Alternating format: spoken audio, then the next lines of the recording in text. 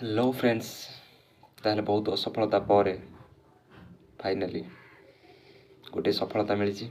एसएससीजीडी रे written clear हो जाइए, बाकी फिजिकल बाकी अच्छे।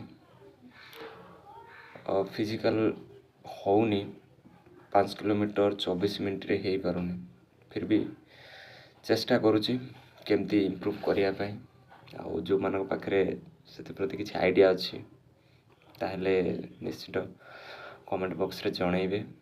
आउ ये मोर थिला फास्ट अटेम्प्ट, एसएससीजीडी रो फास्ट अटेम्प्ट हो गला। तो सिलेक्शन रिटन रे सिलेक्शन हो जाइए, बाकी फिजिकल मेडिकल कौन केमती हम